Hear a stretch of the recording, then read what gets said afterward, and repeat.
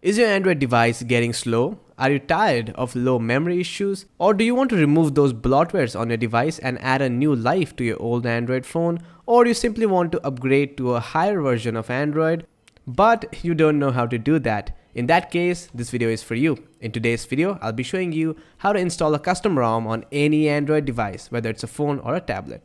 I'll try to be as basic as possible so it'll be helpful for both of you who are pros in Android and for those who are new to Android.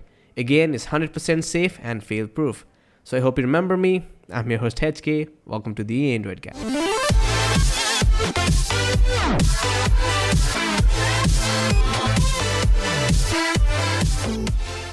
Now folks, this will be a full fail-proof tutorial.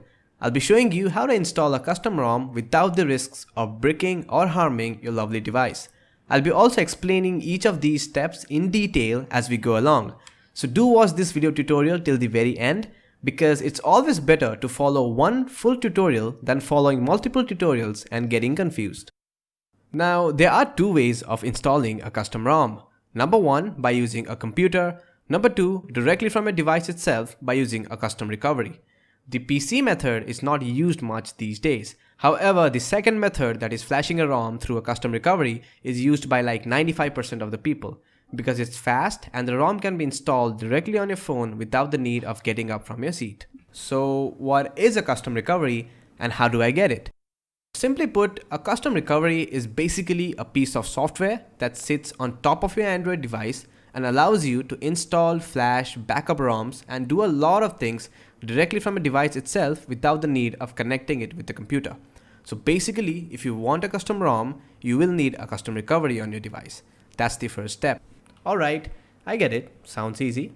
So how do I get a custom recovery for my device? Well, there's no one answer to this question. I mean, it's not a question in which you ask me, hey, what should I do after I brush my teeth? Well, you eat your breakfast. And that's because the method to install a custom recovery is slightly different for different devices. So no one tutorial will fit all the devices. But the overall process is very simple and it will not take more than 10-15 minutes.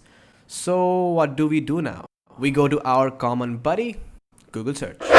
On Google search, enter in your device model number plus custom recovery. You can find your device's model number in Android settings under the About Devices tab. And here you will find tons and tons of tutorials. Again, any tutorial will work as long as it is for your specific device. I recommend websites like XDA developers as they are the most trusted place to get Android tutorials and ROMs. Again guys, the process of flashing a custom recovery is very simple and straightforward. Just follow the instructions and you will have a custom recovery in under 15 minutes. Simple stuff. Once a custom recovery is flashed, you're all set. Now the only thing which you will need is a custom ROM file. So let's call our common buddy again, Google search. In Google search, type in your device model number plus custom ROM. Different ROM provide different feel and features, so choose the one which suits your taste. Again, I recommend websites like XDA developers as they are the most trusted place to download ROMs. Any ROM will work as long as it is made for your specific device. But today, I'm looking for CyanogenMod mod ROM based on Android version 5.1.1, and here we have the website. Do read any additional information given here before you download the ROM. Again, make sure that the ROM you're downloading is for your specific device. Now once you have two things on your device, that is number one, a custom recovery flashed, and number two, we are all set to flash the custom ROM. But before we do that, let me show you my current phone. It's a Samsung Galaxy S4 running on a stock TouchWiz based ROM with a few modifications. This is the TouchWiz UI, huge, colorful and rounded icons. Now there are a lot of bloatwares here eating up my phone memory and RAM. Some people like it, some people don't, but it's definitely not the fastest ROM out there. TouchWiz does slow down over time. And if you go to the Android setting and in About Devices, as you can see, it's running on Android version 5.0.2.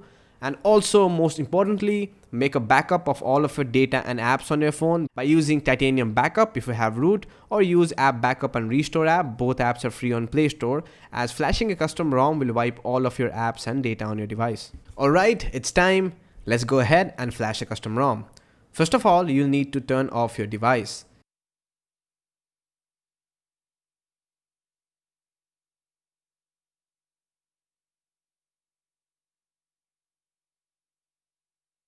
Once your device is completely turned off, boot into the custom recovery by holding a set of hardware buttons. On most Samsung phones, it's volume up plus home plus the power button pressed at the same time.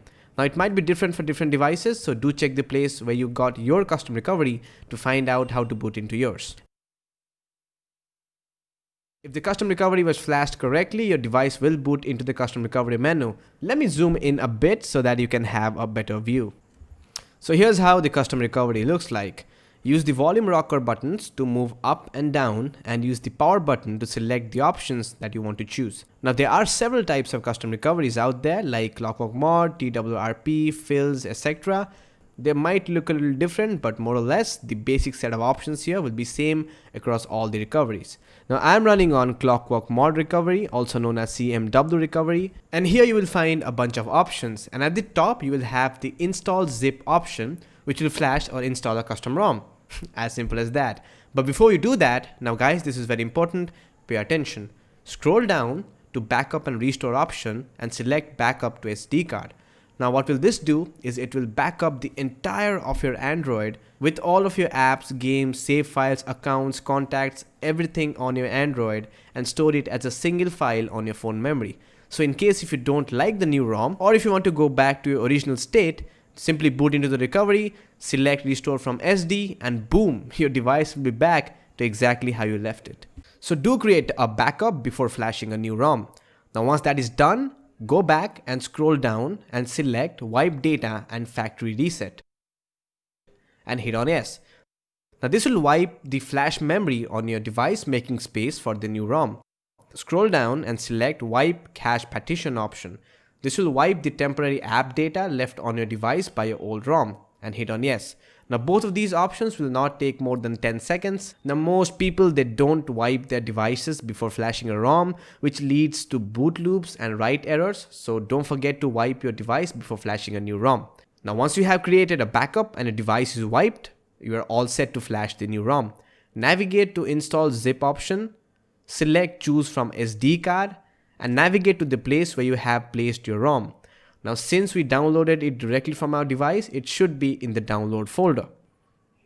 Select the ROM file and hit on yes. And the flashing process will begin. Now depending on the size of the ROM, the flashing can take between 2 to 15 minutes. So grab a cup of coffee, sit back, and during the entire process, do not touch your device or do not fiddle around with it. Alright, the flashing is successful. It only took about 3 minutes to flash this ROM on my phone, and once flashing is completed, simply go back, go to the top and select reboot system and hit on yes. Now the first boot after flashing a new ROM can take a while. It will be slow. It usually takes around 2 to 3 minutes. Even if it takes 10 minutes, don't freak. Let it sit there, it will boot. Again, the same rule applies. Sit back and during the entire process, do not touch your device or do not fiddle around with it. And after the first boot is done, thereafter your phone will boot fast. It's just the first boot that can take a while. Alright, Android is optimizing the apps. That's a good sign.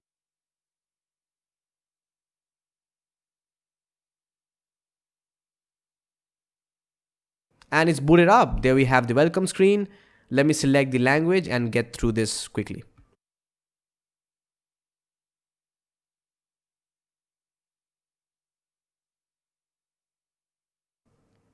And ho-hoy, there we have the new ROM.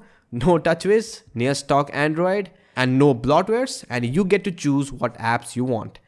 With the new style launcher, very smooth and responsive, and even the notification bar looks great. And if you go into the settings and hop into about devices, and as you can see, we have upgraded from Android version 5.0.2 to 5.1.1. And on top of that, we get the latest binaries, security patches, and a lot of customization option that comes with the CyanogenMod ROM. And usually custom ROMs are light, they are small in size, they consume less space, giving more space to your apps. According to me, the stock version of Android is usually the best version of Android. So yeah folks, that's how you install a custom ROM on your phone. Again, if you don't like your new ROM, you can always try another one, or you can go back to custom recovery and restore your stock ROM just the way I showed you earlier. So yup, it's 100% safe and fail proof. So go ahead and try something new. Go ahead and flash a custom ROM. And do check the description box under the like button. I have answered some commonly asked questions and FAQs down below. So yeah friends, that's about it. If this video did help you and you got to learn something new today, don't forget to be the cool guy who gives thumbs ups to videos. And do subscribe if you haven't already to watch more interesting videos like these. More videos are on the way. Until then, I'm your host HK from The Android Guy signing out. And as always, you guys have a great day. Peace. And those of you who want to stick around, you can hear me beatbox. Alright, 1, 2,